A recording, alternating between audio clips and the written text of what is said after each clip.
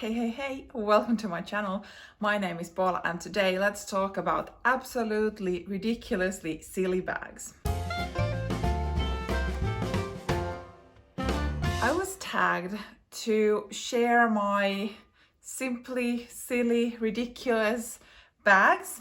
I was tagged by Eva from Flaksha Floyd, and she got the inspiration from Dale from Dale's Addiction to talk about the silly bags that we have in our collections.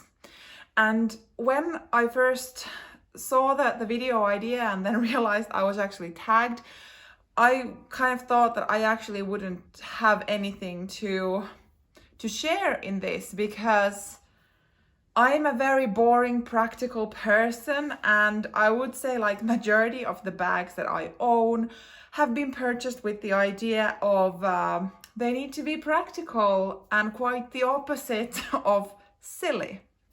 But who says what is silly?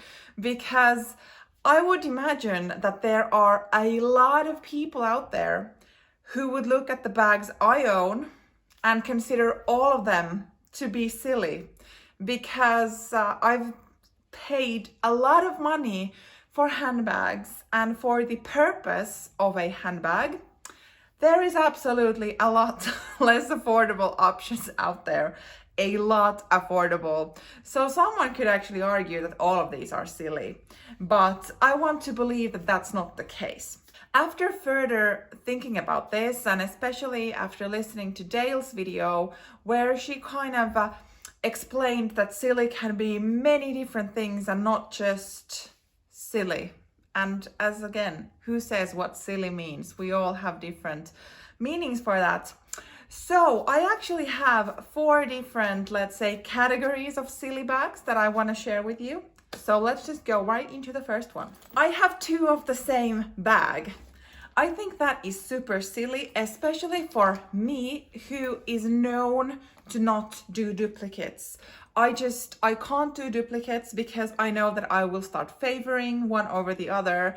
And when I start favoring, the one that I don't favor kind of slips into not being reached by me. So this is absolutely a silly thing to have 2, and I love it. I think they are very much different from each other. By the way, these are the Lady Dior's in the medium size, because obviously I forgot to mention what these are. Previously, I have owned more duplicates of the same items, and since I've sold all the duplicates, because I know that I won't reach for them. And if I'm completely honest, I do prefer this one, the navy blue or dark blue patent lady over the white with silver studs, and that's probably because this was the first one, and also maybe that this is a little more less delicate than the white one. But I don't really baby it anyway, I just reach for this more. But yeah, definitely silly to have duplicates of the same bag. Second silliness is that I have purchased bags that have really bad resale value. So whenever I would want to get rid of them, I will lose money. And maybe of these 2 examples, this is the Celine Trapeze bag, which was a hit years ago. This is from the Phoebe Philo era from Celine, and this is a Dior Diorama wallet on chain. And I would say like this in particular because I purchased this new from Dior boutique in Paris some years ago, knowing that this Dior tend not to keep its value that well. So kind of knowing that that could happen, and if I would ever get tired of this and I would try to sell it, I would lose money. And yeah, but happily, I've never ever thought of selling this. I absolutely love it still. The colors, like the shade of gray is just absolutely perfection. And the fact that you don't know that this is a Dior bag unless you know. This, on the other hand, I actually got pre-owned. So not really that bad of a situation if I would ever consider letting this go.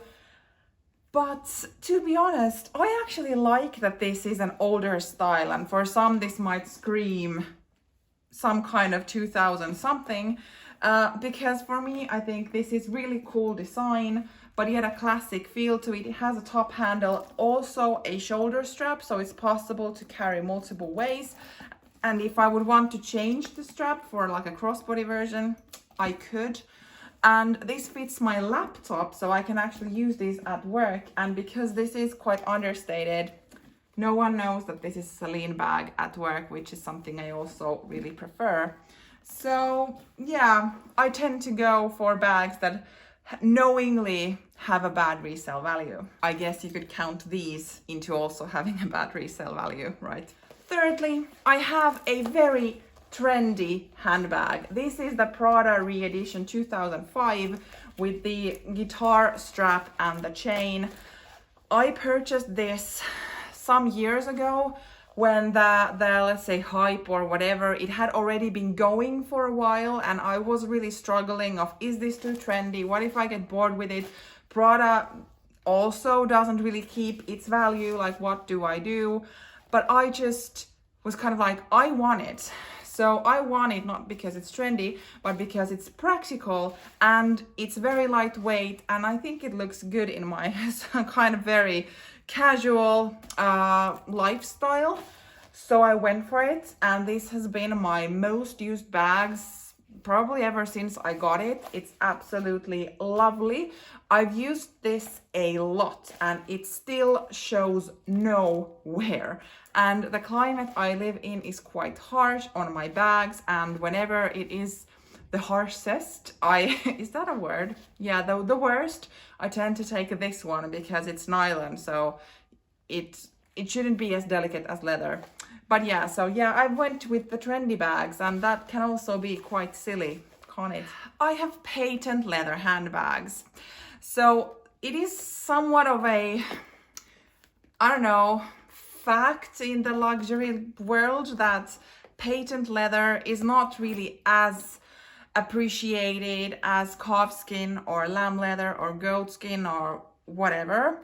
And it's just like whenever you buy it, then if you want to sell it, it won't hold its value. And I think the problem is that the shine, everyone doesn't like it, but also this shows all kind of fingerprints whenever you truly like touch it.